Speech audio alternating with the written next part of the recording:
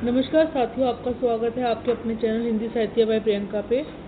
आज मैं आपके सामने एक नया प्रयोग लेके आई हूँ। आशा करती हूँ ये आपको पसंद आएगा।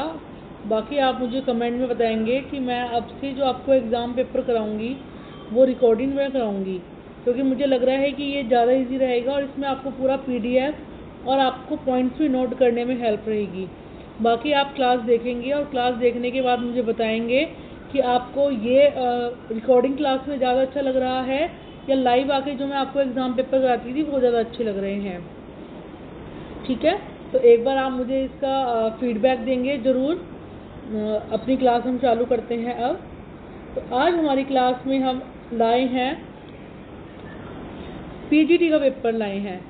किसका पेपर लाए हैं आज हम? थोड़ी सी थिकनेस मोड़ी करते हैं। हाँ जी, आज हम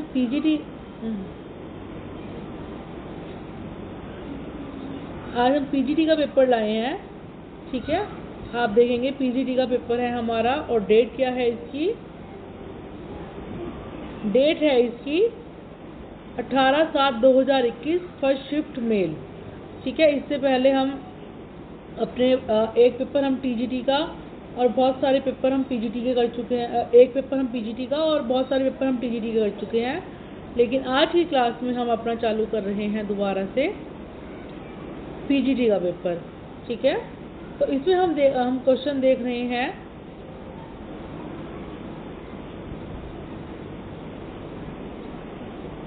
जी, क्वेश्चन है हमारा, अजगर करे न चाकरी, पंछी करे न काम। ये किसकी पंक्ति है? तो हमको पता है ये किसकी पंक्ति है। ये हमारे मलुकदास जी की पंक्ति है। आपको ये ध्यान रखना है किसकी पंक्ति है। ये मलुकदास जी की पंक्ति है। अब इसके बारे में हम थोड़ी सी चीज़ें पढ़ेंगे जिनको हम याद ध्यान रखेंगे। ठीक है, औरंगजेब के समय, ये औरंगजेब के समय के वो हैं, संत है। ठीक है, निर्गुण मत के हैं, ये हम ध्यान रखेंगे। और जो मलुकदास जी हैं इनके शिष्य मथुरा दास थे। ठीक है, इन्होंने मलुक परिचय लिखा। इनके ग्रंथ अवधी और ब्रज भाषा में है। और इनके जो महत्वपूर्ण ग्रंथ हैं वो कौन कौन से हैं? ज्ञानबोध, रत्नखान, भक्तवच्छावली और राम अवतार लीला। इसको हम ध्यान रखेंगे। ठीक है, इसके अलावा हम देखेंगे कि जो गुरु नानक जी हैं ये आदि गुरु माने जाते हैं सिख संप्रदाय के। तो इनके ग्रंथ कौन कौन से हैं? जपू जी, आसादीबार, नसीहतनामा और सोहिला। तो ये हम ध्यान रखेंगे, फर्स्ट क्वेश्चन। नेक्स्ट देखते हैं हम, विशाल भारत में किस रचनाकार के साहित्य को घासलेटी साहित्य कहा गया? तो किसके साहित्य को कहा गया था? उग्र। ठीक है, इसको हम थोड़ा सा देखेंगे, किसके साहित्य को कहा गया था?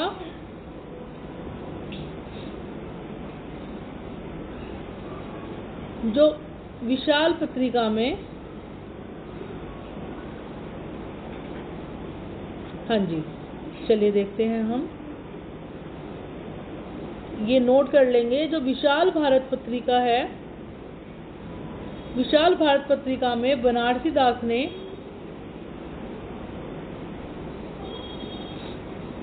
बनारसी दास चतुर्वेदी ने किसके साहित्य को?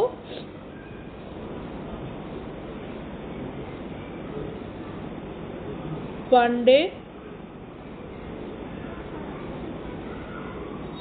बेचैन, शर्मा, उग्र के साहित्य को क्या कहा? घासलेटी साहित्य।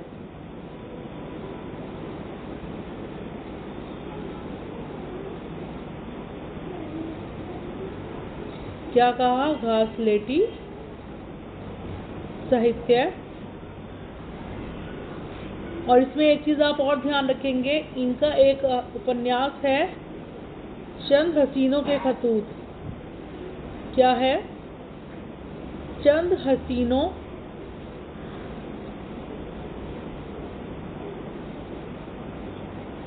के खतूत। ठीक है, ये इनका महत्वपूर्ण उपन्यास है और इससे प्रविधि उपन्यास की शुरुआत भी मानी जाती है। तो आशा करती हूँ कि ये पॉइंट्स आप नोट कर रहे होंगे। ठीक है, आगे चलते हैं हम।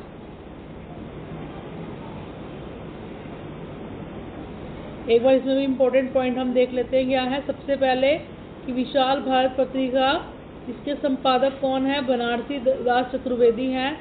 इन्होंने पांडे बेचन शर्मा उग्र को घासलेटी साहित्य कहा उपन्यासों को। और इनके प्रमुख उपन्यास कौन कौन से हैं?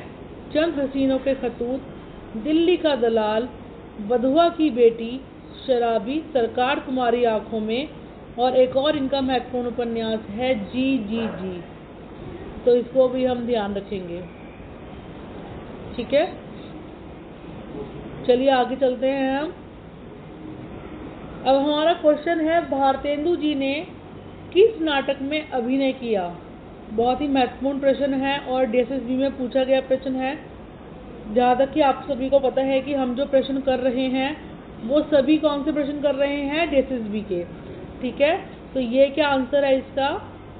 जानकी मंगल नाटक। ये हमें ध्यान रखना है।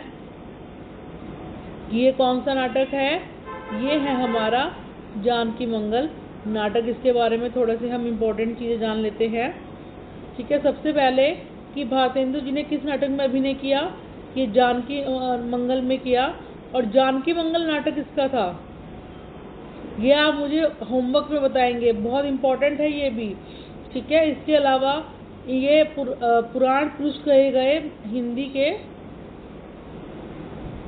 हिंदी साहित्य के जन्मदाता कहे गए, भारतीय नवोत्थान के प्रतीक कहे गए। इन्होंने कुल 17 नाटक लिखे, 9 अनुदित लिखे और 8 मौलिक लिखे। ठीक है, इसको हम याद इतना ही रखते हैं। आगे चलते हैं।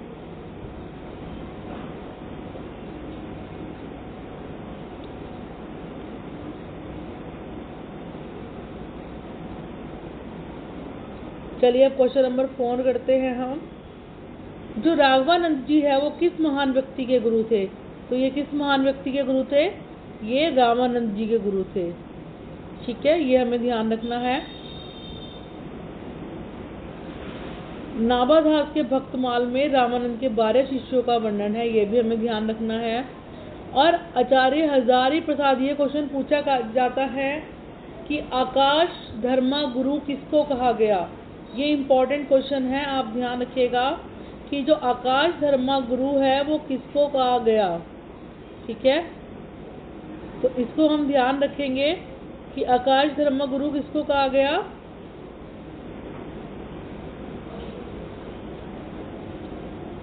तो आकाश धर्मा गुरु कहा गया हमारे रामानंद को। कहा किसने?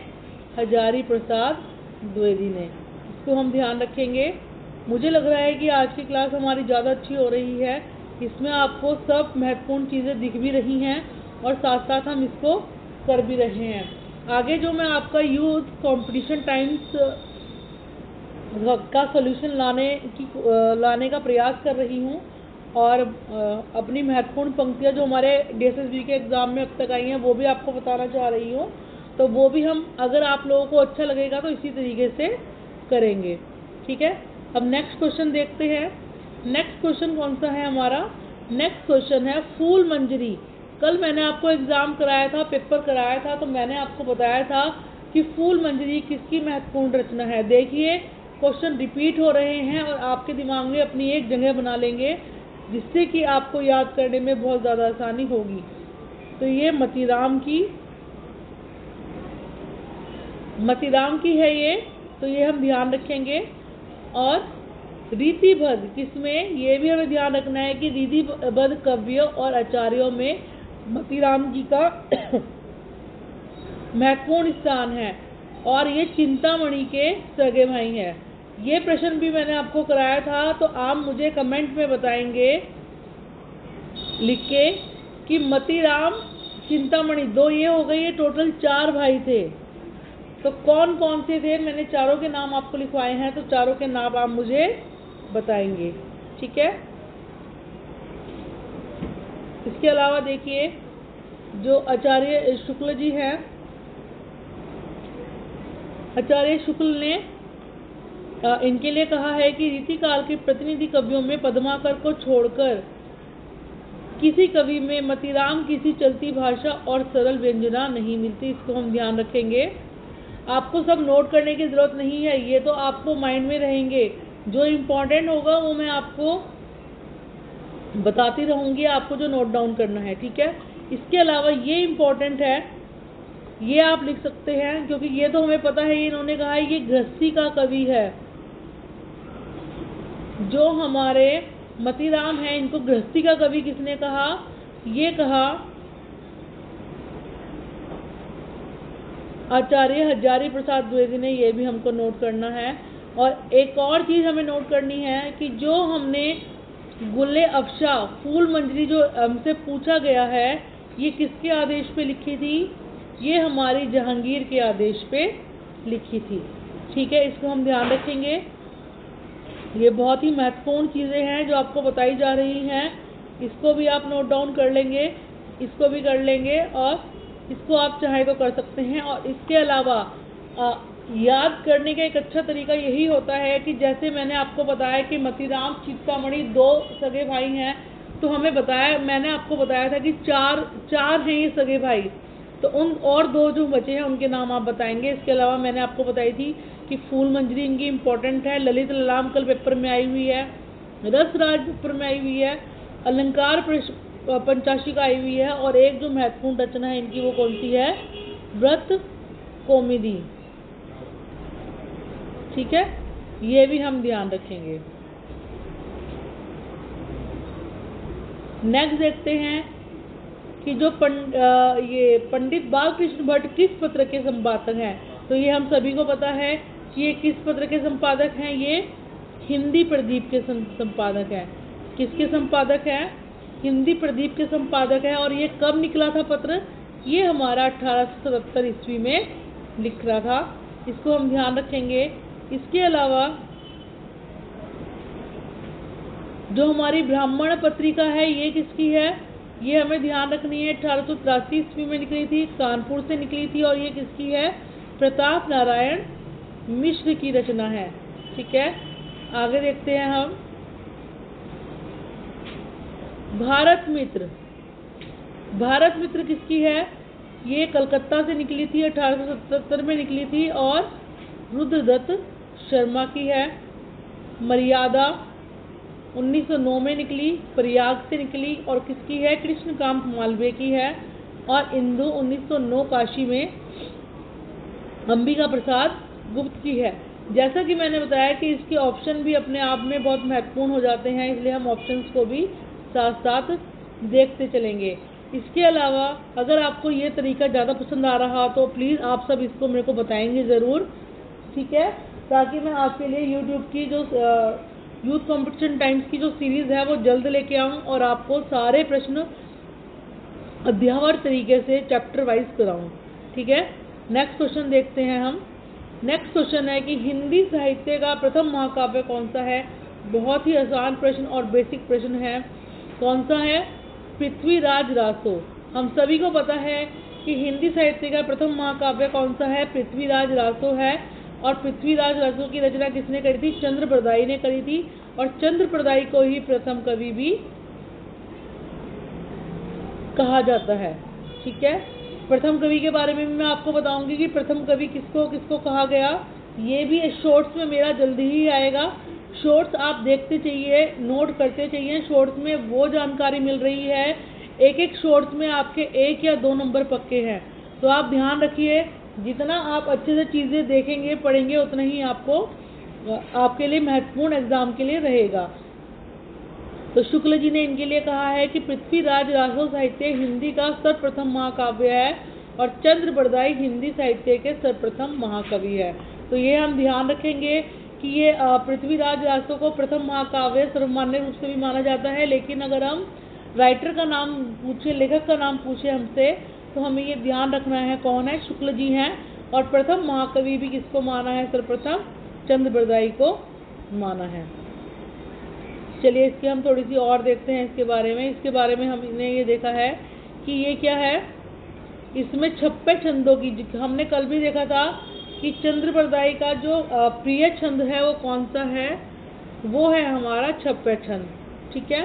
इसके अलावा शालिभद्र सूरी की भरतेश्वर बाहुबली रास, ये भी बहुत इम्पोर्टेंट रचना है।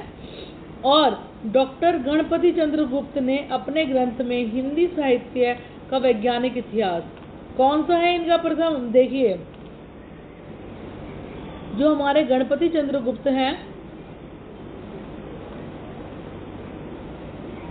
गणपति चंद्र गुप्त जो है, इनका हमारा इतिहास का नाम क्या है, हिंदी साहित्य का वैज्ञानिक इतिहास। यहाँ का आ जाएगा हिंदी साहित्य का वैज्ञानिक इतिहास। ठीक है। ये बहुत पूछा जाता है कि इनके इतिहास का नाम भी अपने आप में इम्पोर्टेंट है। और इस इतिहास में क्या प्रथम कवि किसको माना इन्होंने, शालिभद्र सूरी को माना। और इनकी रचना कौन सी है, भरतेश्वर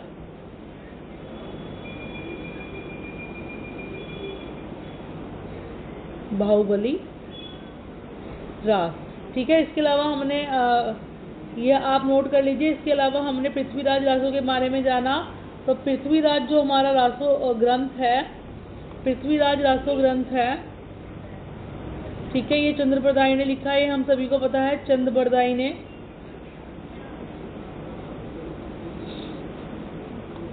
इसमें 69 समय है, ये भी हम ध्यान रखेंगे। 68 छंद है, इसको भी हम ध्यान रखेंगे। ठीक है। चलिए आगे चलते हैं हम।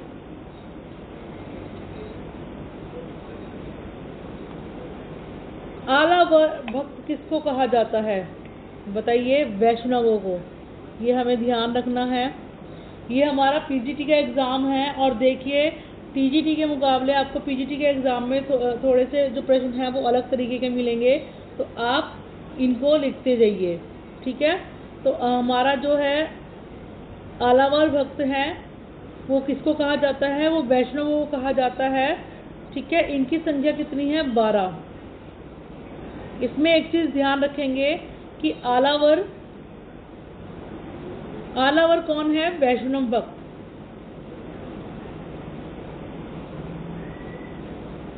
आलावर कौन है, हमारे वैष्णव भक्त है। इसके अलावा जो हम ध्यान रखेंगे वो ये ध्यान रखेंगे, इसमें पूछा जाता है, इसमें एक स्त्री भी थी, कौन थी वो, अंडाल। क्या नाम है इसका, हाँ जी, अंडाल नाम है। अंडाल नाम है। और इसको दक्षिण की मीरा भी कहा जाता है।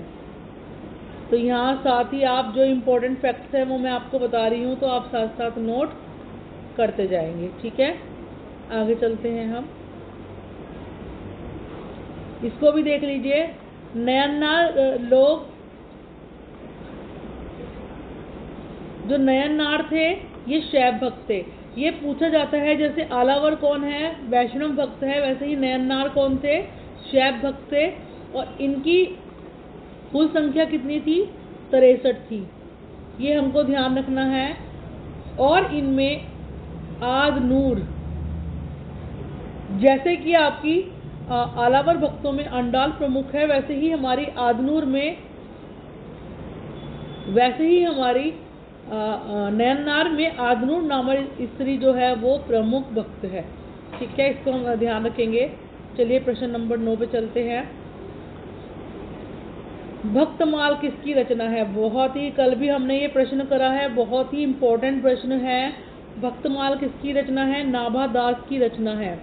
ठीक है।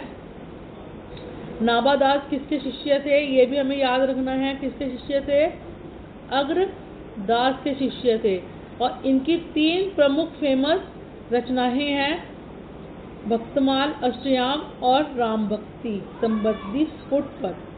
तो ये हम ध्यान रखेंगे। जो हमारे नाभादास हैं इनकी 3 प्रमुख रचनाएं हैं, भक्तमाल, अष्टयाम और राम भक्ति स्फुट पत्र। ठीक है। एक मैंने पूछा था कल आपसे, उत्तरार्ध भक्तमाल किसकी है?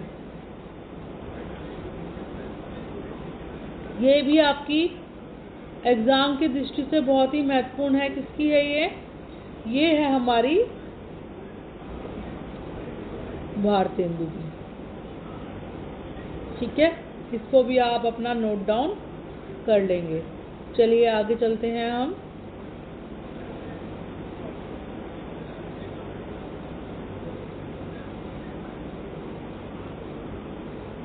इसको पढ़ लेते हैं एक बार। गोकुलनाथ भी हमारा इम्पोर्टेंट है। गोकुलनाथ अगर आपने आज मेरी नाथों की शॉर्ट्स देखी होगी तो उसमें आपने देखा होगा गोकुलनाथ कौन है। ये हमारे नाथ पंथ के प्रवर्तक हैं और इनकी इम्पोर्टेंट मानी जाती है 84 वैष्णव की वार्ता और 252 वैष्णव की वार्ता। ये हम ध्यान रखेंगे और इसको हम लिख के रखेंगे। इसके अलावा हम आगे चलते हैं। रीतिकाल को अलंकृत काल किसने कहा? रीतिकाल को अलंकृत काल किसने कहा? मिश्र बंधुओं ने कहा। ये हमें ध्यान रखना है। किसने कहा? मिश्र बंधुओं ने कहा। तो ये आप बिल्कुल अच्छे से ध्यान रखेंगे कि इसका आंसर क्या है, मिश्र बंधुओं ने कहा। ठीक है, आगे चलते हैं। क्वेश्चन नंबर 11 देखिए। निम्न में से कौन सी प्रवृत्ति संत काव्य की नहीं है? हमें पता है कि जो संत कवि हैं, पहले तो संत काव्य धारा का दूसरा नाम क्या है? ज्ञान मार्गी। ये भी हमें ध्यान रखना है। क्या नाम है? ज्ञान मार्गी। हमें पता है कि जो संत लोग थे वो क्या थे? गुरु की महत्ता रखते थे। ठीक है, रहस्यवादी भावना थी, बाह्य आडंबरों का खंडन किया, लेकिन वर्ण व्यवस्था को प्रोत्साहन इन्होंने नहीं दिया। चलिए नेक्स्ट चलते हैं क्वेश्चन नंबर 12 पे। अब आप देखिए कि हम कम समय में, आज मैंने 20 ही प्रश्नों की स्लाइड बनाई है। आप लोगों का फीडबैक चाहूँगी, आप लोगों से पूछना चाहूँगी कि आपको आज का पढ़ाया हुआ कैसा लगा या पहले जो मैं कराती थी वो ज़्यादा अच्छा लगता था। तो आप मुझे बताएंगे कमेंट में। ठीक है, अगर हम इस तरीके से करते हैं तो हम डेली के 50 प्रश्न भी कर सकते हैं, क्योंकि मैं जो यूथ कंपटीशन टाइम्स है वो मैं आपको इसी तरीके से कराऊंगी और जल्द से जल्द मैं उसको पूरी कराने की कोशिश करूंगी ताकि वो आपके टिप्स पे हो। उसको हम याद करेंगे साथ साथ। ठीक है, मैं उसको आपको याद कराती हुई चलूंगी। अब हमारा नेक्स्ट क्वेश्चन है। कल हमने पढ़ा था रीतिकाल के अंतिम कवि कौन कहे जाते हैं। अभी ये है कि आदिकाल के अंतिम चरण के सुप्रसिद्ध कवि पूछा है। कल हमने रीतिकाल के अंतिम कवि पढ़ा था। रीतिकाल के अंतिम कवि कौन थे? ये साथ साथ मैं आपको रिवाइज भी कराती जा रही हूँ। कौन थे? पद्माकर जी। कौन थे? पद्माकर जी। तो ये हम ध्यान रखेंगे। इसके अलावा अब आदिकाल के अंतिम चरण के कवि कौन माने गए हैं? अमीर खुसरो। ये हमें पता है कि इन्होंने अंतिम चरण में कविताएं लिखी थी। ठीक है, इनका वास्तविक नाम पूछा जाता है अबुल हसन है। ये किसके शिष्य थे? ये तो हम सबको पता है कि निजामुद्दीन औलिया के शिष्य थे, जिनकी दरगाह हमारे दिल्ली के निजामुद्दीन में बनी हुई है। ठीक है, इनके ग्रंथों की संख्या 100 बताइए, जिसमें से एक तो खालिक बारी बहुत इंपॉर्टेंट है। खालिक बारी में मैं बताना चाहूँगी कि जो खालिक बारी ग्रंथ में ही इन्होंने हिंदी और हिंदवी शब्द का प्रयोग किया है। ठीक है, ये आप ध्यान रखेंगे। ये इंपॉर्टेंट फैक्ट है, पूछा जाता है।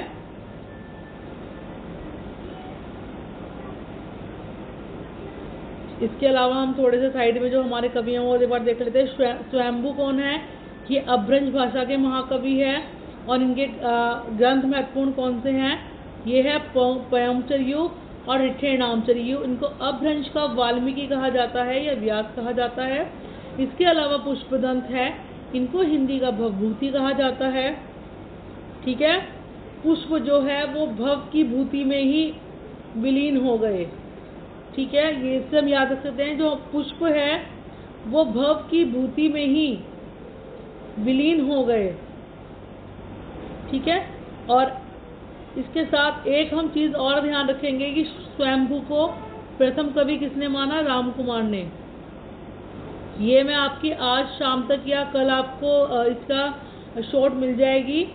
राम ने स्वयं को माना, ये सारी मैं आपको बताऊंगी क्या है इसमें। राम ने स्वयं को माना, तो इससे हमें ध्यान रखेंगे राम ने स्वयं को माना, इसका मतलब क्या है कि राम कुमार वर्मा ने स्वयंभू को प्रथम कवि माना। ठीक है, पुष्पदंत के 3 ग्रंथ हैं हमारे, महापुराण, नय कुमार चरियु और जसहर चरियु। इसमें से महापुराण इम्पोर्टेंट है, इसमें 63 कवियों का वर्णन है। ठीक है, ये हम ध्यान रखेंगे। चलिए आगे चलते हैं।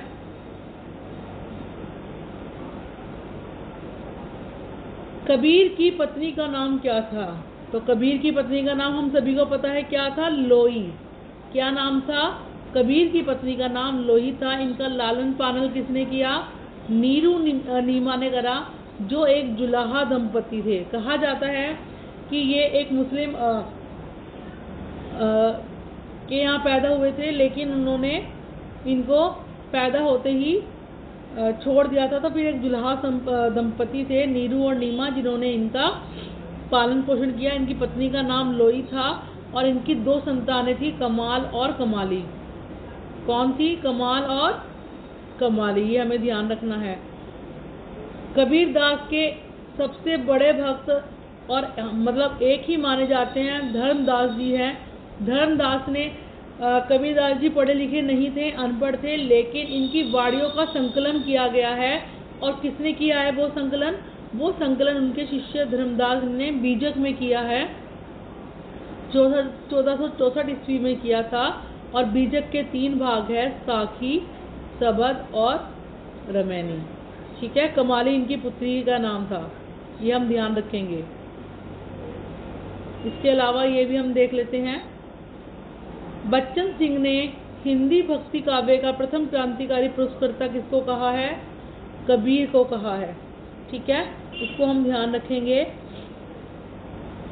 इसके अलावा आचार्य हजारी प्रसाद द्विवेदी, इन्होंने कबीर को भाषा का डिक्टेटर कहा है। मोस्ट इम्पोर्टेंट, बहुत बार एग्जाम में पूछा गया प्रश्न। ठीक है, नेक्स्ट देखते हैं हम।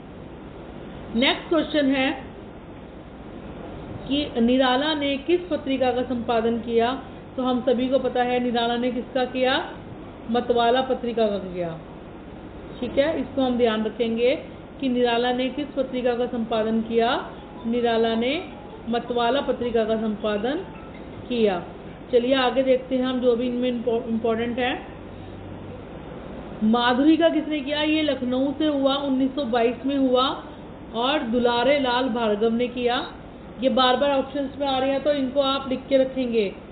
इंदु का किसने किया? 1909 में काशी से अंबिका प्रसाद गुप्त ने किया। चांद पत्रिका का प्रयाग से हुआ, 1920 में हुआ, राम रख सहगल और चंडी प्रसाद हृदयादेश ने किया, महादेवी वर्मा। ये सब इसके संपादक रहे, तो आपको ध्यान रखना है। और हंस तो हमें पता ही है, बहुत ही फेमस पत्रिका है और अब तक भी हम इसको देखते हैं।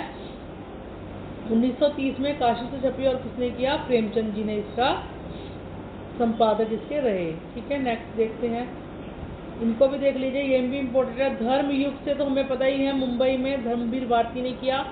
सम आलोचक बहुत ही महत्वपूर्ण हमारी पत्रिका है, जयपुर से निकलती है, 1902 में शुरू हुई थी और चंद्रधर शर्मा गुलेरी ने इनका किया था। ठीक है, आगे देखते हैं। ठेठ हिंदी का ठाठ। ठेठ हिंदी का ठाठ उपन्यास किसका है? बहुत इम्पोर्टेंट है, बहुत ही इम्पोर्टेंट है। किसका है? हरिओद का है। ये हम ध्यान रखेंगे किनका है, हरिऔध का है। कई बार सर उपनाम से भी प्रश्न, सिर्फ उपनाम देकर ही प्रश्न पूछ लिया जाता है, तो इसको हम ध्यान रखेंगे। तो इनका पूरा नाम क्या है, अयोध्या सिंह उपाध्याय हरिऔध। कविताएं महत्वपूर्ण, प्रिय प्रवास तो हमें पता ही है, बहुत ही महत्वपूर्ण है क्योंकि ये हिंदी में खड़ी बोली का पहला हमारा महाकाव्य है। क्या है, जो प्रिय प्रवास है, ये तो हमें सबको पता ही है कि प्रिय प्रवास हमारा खड़ी बोली का प्रथम महाकाव्य है। खड़ी बोली का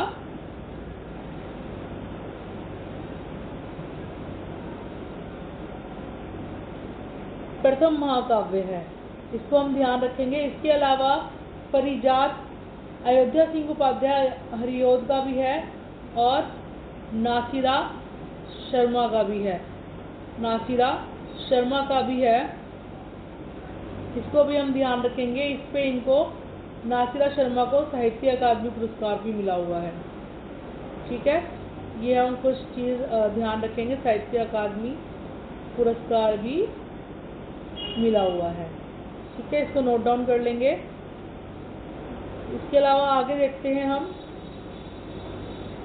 उपन्यास। इनका एक अधकिला फूल, एक हमारा ये हो गया ठेठ हिंदी का ठाठ। ठीक है, इसके अलावा रुक्मिणी परिणय इनका नाटक है। जयशंकर प्रसाद के जो महत्वपूर्ण उपन्यास है वो है कंकाल, तितली, इरावती, कृष्णा सोबती। देखिए कृष्ण क्या है, कृष्ण जिनसे भी मिलते हैं जिंदगी उनके नाम कर देते हैं। ये मैं आपको ट्रिक बता रही हूँ। अपने मित्रों मरजानी भी इनका एक है, इसको देखते हैं हम। देखिए जो कृष्ण है, कृष्णा सोबती के उपन्यास देखिए। जो कृष्णा सोबती है, कृष्ण जो है वो अपने मित्रों के लिए मर जाते हैं, मतलब मित्रों मरजानी, यही इनके इम्पोर्टेंट है। सेकंड क्या है, जिंदगी उनके नाम कर देते हैं। जो भी कृष्ण के भक्त हैं, भगवान कृष्ण ने अपनी जिंदगी या उनके भक्तों ने अपनी जिंदगी उनके नाम करती है, तो जिंदगी नामा। एक इनका बहुत ही महत्वपूर्ण हमारा उपन्यास है, वो कौन सा है, दिलो दानिश। मतलब जो भी कृष्ण को प्यार करता है, प्रेम करता है, कृष्ण जी अपने दिल का दान उसको कर देते हैं, तो दिलो दानिश। ये तीनों ही बहुत प्रमुख उपन्यास हैं, इनको हम ध्यान रखेंगे। ठीक है, इसके अलावा समय सरगम और सूरजमुखी अंधेरे के भी हैं। नेक्स्ट देखते हैं, हिंदी साहित्य की भूमिका के लेखक कौन है। बहुत ही आसान और महत्वपूर्ण प्रश्न, कौन है, ये है हमारे हजारी प्रसाद द्विवेदी जी। हमको पता है इन्होंने 3 ग्रंथ लिखे थे, हिंदी साहित्य की भूमिका, हिंदी साहित्य का आदिकाल। तो इस तरीके से इनके कुछ महत्वपूर्ण है, जिसमें से हिंदी साहित्य की भूमिका भी एक महत्वपूर्ण प्रश्न है। मिश्र बंधु विनोद है। रामचंद्र शुक्ल का हिंदी साहित्य का इतिहास है। ये सब हमको पता है, ये बहुत ही फेमस है, स्टार्टिंग के ही है तो सबको याद है। रामचंद्र शुक्ल का हिंदी साहित्य का इतिहास है। राम कुमार वर्मा का हिंदी साहित्य का आलोचनात्मक इतिहास है। बच्चन सिंह का हिंदी साहित्य का दूसरा इतिहास है। और डॉक्टर गणपति चंद्र गुप्त को मैंने अभी बताया, हिंदी साहित्य का वैज्ञानिक इतिहास है। और रामस्वरूप चतुर्वेदी हिंदी साहित्य और संवेदना का संक्षिप्त इतिहास। ये बहुत ही इम्पोर्टेंट है, ये सारे ही इम्पोर्टेंट है, इनको हमें ज़रूर याद होने चाहिए। ठीक है, नेक्स्ट क्वेश्चन देखते हैं। बस अब हमारी क्लास खत्म होने की कगार पर है। प्रश्न नंबर 17 पे आ गए हैं हम। बहुत ही बढ़िया क्वेश्चन है। हिंदी के उस उपन्यास का नाम बताइए, हिंदी के उस उपन्यासकार का नाम बताइए जिसकी कृतियों को पढ़ने के लिए बहुत लोगों ने हिंदी सीखी। बहुत ही इम्पोर्टेंट प्रश्न है। एक, जब हम छोटे होते थे, बहुत सारे लोग हम में से जो छोटे थे, तो हम एक सीरियल देखते थे। क्या नाम था उसका, चंद्रकांता। बहुत ही फेमस सीरियल था। किसका था, देवकीनंदन खत्री का था। और वो देवकीनंदन खत्री ही हैं जिनके उपन्यासों को पढ़ने के लिए बहुत से लोगों ने हिंदी सीखी। और ये किसके किसके जन्मदाता माने जाते हैं? तिलस्मी और अय्यारी उपन्यासों के। तो ये हमें ध्यान रखना है, ठीक है। चलिए आगे चलते हैं।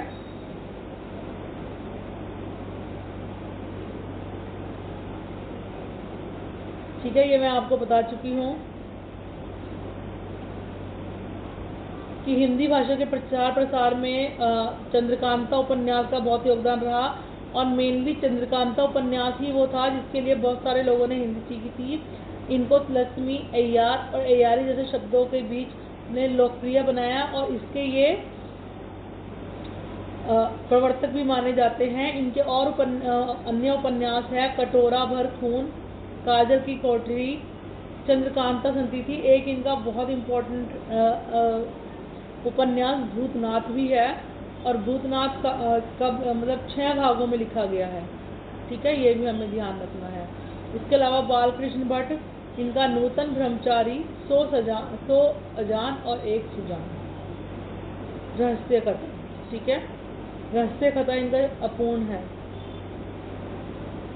चलिए आगे बढ़ते हैं हम अपने प्रश्न की तरफ। प्रेमचंद्र को तो हम प्रेमचंद्र के उपन्यासों को मैं एक अकेला लेके आऊंगी और पूरी ट्रिक के माध्यम से आपको कराऊंगी। उसमें एक वीडियो बनाऊंगी जिसमें आपको प्रेमचंद्र के जो उपन्यास है वो सीरियल से याद रहेंगे और उसके साथ उनका उर्दू नाम, सब चीज़ें आपको एक साथ मिलेंगी, ठीक है। अब देखते हैं इंदुमती कहानी के लेखक। सबको पता है हमें इंदुमती कहानी के लेखक कौन है? किशोरी लाल गोस्वामी। कौन है? किशोरी लाल गोस्वामी। तो इसको आप ध्यान रखेंगे। ये क्लासेस आपके लिए इसलिए बनाई जा रही है कि जो प्रश्न हमारे एग्जाम में आए हुए हैं वो हमको किसी भी कीमत पे गलत नहीं करने हैं, ठीक है। तो आप इन प्रश्नों को बार बार सुनते रहिए। अगर बार बार नहीं सुन रहे हैं तो जो आपको रोज कराया जा रहा है उनको तो स्पेशली सुनिए, ठीक है। इसके अलावा हमारे शिव प्रसाद सितारे हिंद हैं, इनकी मानव दरसाट, वामा मनोरंजन, आलसियों का कीड़ा और राज भोज का सपना इम्पोर्टेंट है। बंग महिला, ये भी बहुत इम्पोर्टेंट है। कौन है ये? ये पहली महिला है जिन्होंने पहली कहानी लिखी, महिला ने, वो हैं ये, ठीक है। और इनका असली नाम क्या है? राजेंद्र बाला घोष, ठीक है। इसको हम ध्यान रखेंगे। इसके येरा यहाँ पे आ गया है, राजेंद्र बाला घोष, भंग महिला, ये इनका नाम रखेंगे। चंद्रदेव से मेरी बातें, कुंभ में छोटी बहू, एम दलिया, दुलाई वाली मानी जाती है इनकी। जो पहली महिला लेखक मानी जाती है कहानी लिखने वाली वो राजेंद्र बाला है, बंग महिला के नाम से फेमस है। और कौन सी कहानी मानी जाती है? दुलाई वाली कहानी हमारी मानी जाती है। इसके अलावा हमारा नेक्स्ट क्वेश्चन है, जासूसी उपन्यासों का प्रवर्तन करने का श्रेय किस उपन्यास को जाता है? बहुत ही इम्पोर्टेंट है। किसको जाता है? गोपाल राम गेहमरी को जाता है। तो इसको हम अच्छे से याद रखेंगे। किसको जाता है? गोपाल राम गेहमरी को जाता है। बहुत ही इम्पोर्टेंट है। इन्होंने लगभग 200 उपन्यास लिखे। कितने लिखे? 200 उपन्यास लिखे। इसमें से गुप्तचर, अद्भुत लाश, बेकसूर की फांसी, सरकटी लाश, अद्भुत खून, इस तरीके के बहुत सारे उपन्यास हम देखते हैं। किशोरी लाल गोस्वामी भी एक तरीके से ऐतिहासिक उपन्यासकार माने जाते हैं, ठीक है। इनके जो इम्पोर्टेंट है, स्वर्गीय कुसुम और कुसुम कुमारी। जो कुसुम कुमारी है वो उपन्यास हमारा वैश्यवृत्ति पर लिखा गया प्रथम उपन्यास माना जाता है। तो इसको हम इस तरीके से ध्यान रखेंगे कि जो हमारा कुसुम कुमारी उपन्यास है वो वैश्यवृत्ति पर लिखा गया प्रथम उपन्यास है। लवंगता आदर्श बाला, ठीक है। जो लफंगे होते हैं वो आदर्श बालक या बाला कभी नहीं बनते, इससे याद रखेंगे। चपला व नव्य समाज और अंगूठी का नगीना भी इनकी बहुत ही फेमस उपन्यास है, ठीक है।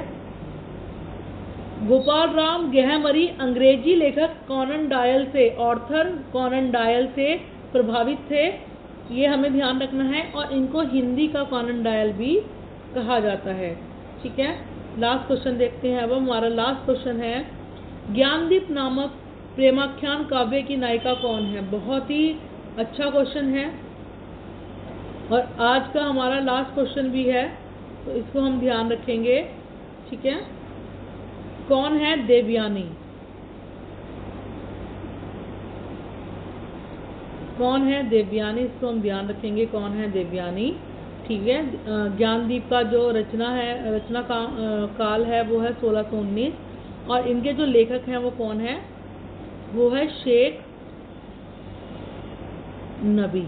ठीक है, इसको हम ध्यान रखेंगे। ये राजा ज्ञानदीप और रानी देवयानी की प्रेम कथा है और आचार्य रामचंद्र शुक्ल ने कहा है कि शेख नबी से प्रेम गाथा परंपरा समाप्त समझनी चाहिए। ठीक है,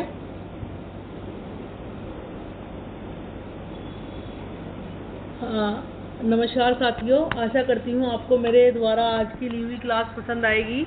आप अपना फीडबैक मुझे ज़रूर देंगे। ठीक है, ताकि मुझे पता चले कि मैं इसी तरीके से क्लास बनाऊं, क्योंकि इसमें आपको ज़्यादा मैटर मिल रहा है और ज़्यादा अच्छे से आप समझ पा रहे हैं चीज़ें। कोई नेटवर्क का इशू नहीं है, कुछ नहीं है। अब मैं इसको अपलोड कर दूंगी। बाकी अगर आप मुझे रिप्लाई ज़रूर करेंगे, क्लास ज़रूर देखेंगे।